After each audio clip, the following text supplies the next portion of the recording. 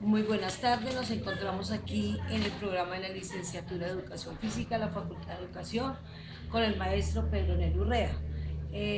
¿Nos puedes dar una idea de quién eres tú frente al programa? Bueno, buenas tardes. Mi nombre es Pedro Nel Urrea, como mencionaba la docente María Elisa. Soy el director del programa de Educación Física y actualmente pues estoy liderando este proceso. Igualmente, pues pertenezco al programa de licenciatura de Educación Física, soy María Elisa Alfaro y vamos a hablar un poquito sobre los procesos de evaluación aquí en un minuto y en la universidad, en fin. Pedro, ¿cómo debería ser la evaluación en un contexto universitario?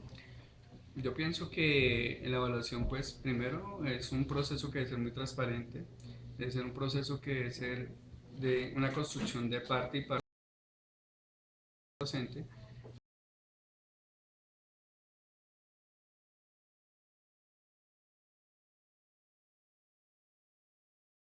Es importante que el docente tenga muy en cuenta, digamos, los diversos tipos de reflexiones que se dan en el aula, tipos de reflexiones que se dan de manera personal, pero también que tenga en cuenta ese componente esencial que es la evaluación y es dar cuenta de un proceso. Entonces, en esa parte sí me parece que la universidad debe asumir un reto bastante importante acá, porque debe generar esos procesos de diálogo, generar esos procesos de construcción, pero más allá de eso, un proceso de aprendizaje donde no afecte al estudiante ni afecte tampoco su desempeño laboral.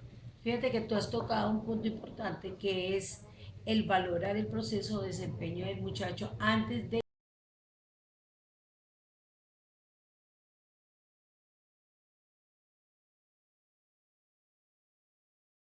como pensar, Pedro, de que nos estamos olvidando de verdaderamente los procesos y los desempeños de los muchachos.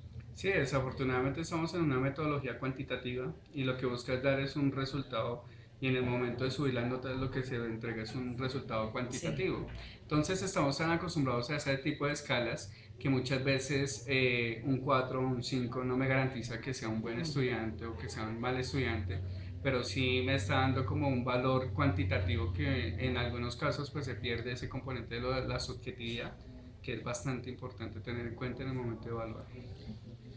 Pedro, ¿cuáles son las prácticas evaluativas que menos le agradan en el contexto universitario? Yo creería que lo que es pues calificar bastantes Sí. trabajos cuando uno tiene gran cantidad de cursos pues es un poco un reto que es desgastante para el docente, pero también el tema de a veces calificar, no sé, como que me parece el tema de los parciales, como que me parece que si el estudiante no preparó su parcial a conciencia, pues se vuelve como una contraposición porque es como un reto para el mismo docente.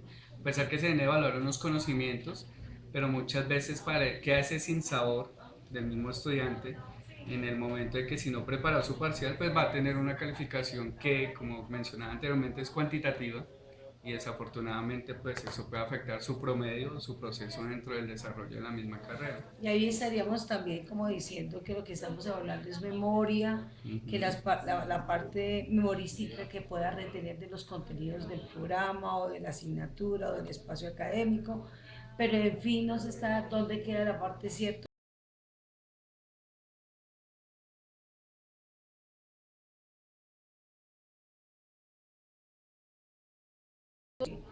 Lo que estamos haciendo con los parciales es una serie de contenidos, una serie de temáticas que el chico debe reconocer, pero que no las apropie ni que las hace como un nivel de transferencia, diría. Yo creo que en eso ni minuto le está apostando a un tipo de evaluación diferente, que es la cualitativa, y ahí es donde empieza esa reflexión frente a lo que es el proceso de desarrollo de los mismos estudiantes.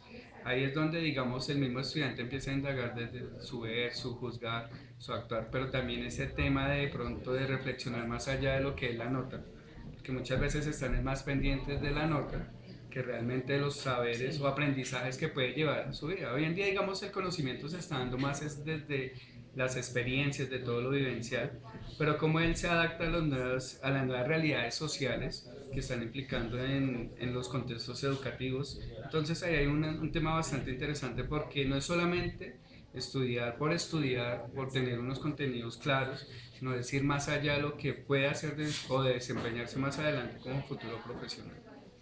Y finalmente, ¿cuáles son las prácticas evaluativas que privilegian en su ejercicio docente? Yo me gusta bastante el tema de la participación de los estudiantes, las mesas de trabajo, las mesas de reflexión, las mesas de donde el estudiante, digamos, se confronte frente a unos estudios de caso, utilizar diferentes metodologías que de pronto no es solamente evaluar en un parcial una serie de contenidos, sino también, por ejemplo, hay otros espacios donde él reflexione frente a una realidad, unos estudios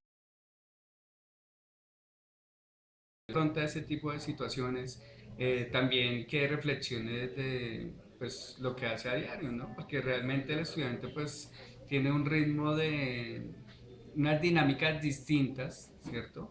A lo que puede hacer habitualmente, pero también como yo genero esa serie de hábitos en ese mismo estudiante, entonces también que él empiece a reflexionar y a generar a dar una mirada crítica frente a esos procesos evaluativos.